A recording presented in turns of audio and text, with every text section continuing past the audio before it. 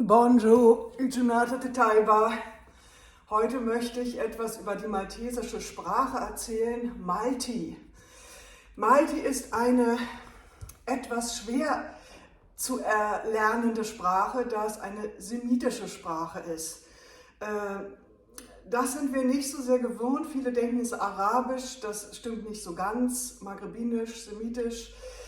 Sie klingt etwas arabisch, hat aber auch Einflüsse aus dem Italienischen, Englischen und bei Bonjour hört man es auch aus der Zeit der Ritter, französische, man findet so ein paar türkische, Merba und ähnliche Sachen. Es ist also eine gemischte Sprache, sehr interessant. Meine Geschichte ist extrem lustig. Ich habe nach vielen Reisen in den 1980er Jahren Maltesisch gelernt bei einem Malteser in Berlin. Hallo Renzo, der gehört heute noch zu meinen guten Freunden auf Malta. Damals gab es nur 3 Malteser in Berlin und ich habe mir erlaubt, eine Annonce in der damaligen zweiten Handzeitung aufzugeben. Suche Malteser, der mir Malti beibringen kann. Und es meldete sich jemand, tatsächlich. Und ich hatte dann meine 10 Stunden Maltesisch, meine ersten bei Renzo. Und habe dann alleine weitergelernt, konnte dann einigermaßen Smalltalk, ich konnte im Restaurant bestellen.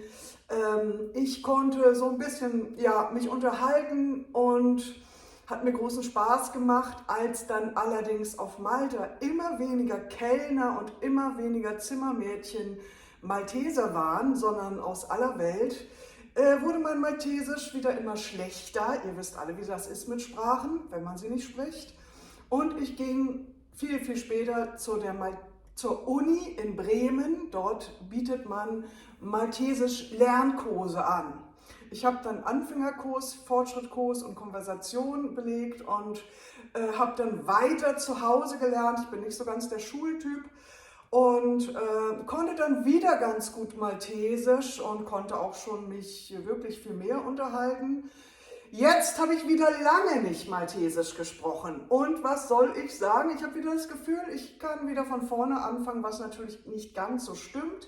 Aber lange Rede, kurzer Sinn, ich werde euch später noch ein bisschen zu Malti beibringen oder zeigen. Ich stelle euch heute erstmal ein paar Bücher vor. Wenn ihr die maltesische Sprache lernen wollt, zumindest ein bisschen, kann ich hier empfehlen, es gibt 2 oder 3 Dictionaries, Wörterbücher. Das ist hier der dicke, sehr bekannte, sollte man haben, gutes Wörterbuch. Ein ganz tolles ist von meiner Freundin Kim, Brigitte Oog. Das hier ist Germanese Malti, Deutsch-Maltesisch und dazu komme ich auch später nochmal genauer.